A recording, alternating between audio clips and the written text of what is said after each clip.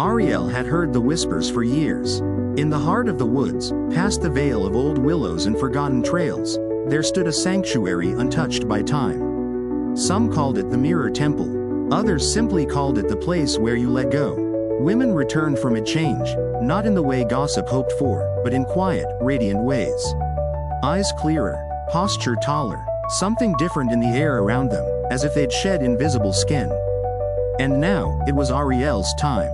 She had not come because someone told her to. No one ever was told. She had come because the burden had become too much.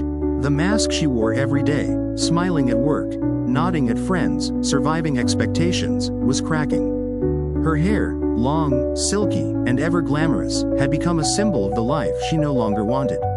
It was the first thing people complimented, the last thing she wanted to keep. So she followed the whispers. Through dew-soaked underbrush and birdsong, past fear and hesitation, until the forest opened, like breath parting a veil. The temple stood like something from a dream, half grown into the earth, its roof woven with vines, its doors etched with the phases of the moon. A stillness clung to the place. Not silence, but serenity. Inside, there was only one room.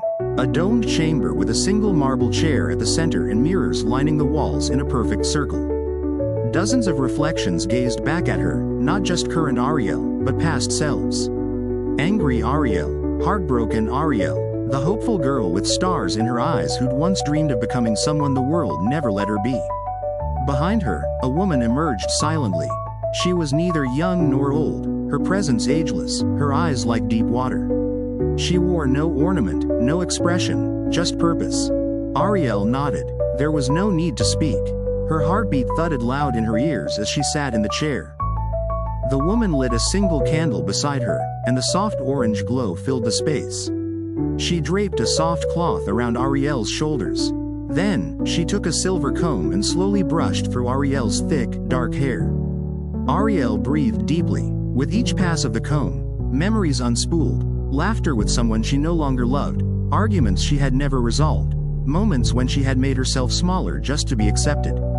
They poured out of her like shadows fleeing the light. Then came the clippers. Their hum was gentle but commanding. When the first log fell to the floor, Arielle felt a sudden gasp catch in her throat, not of regret, but of release. More fell, and more.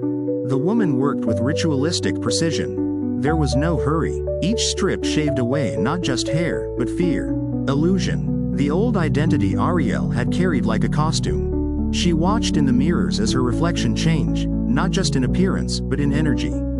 Her cheekbones sharpened, her eyes grew bolder. There was no place to hide anymore, and no need to. With each layer stripped away, she became more herself.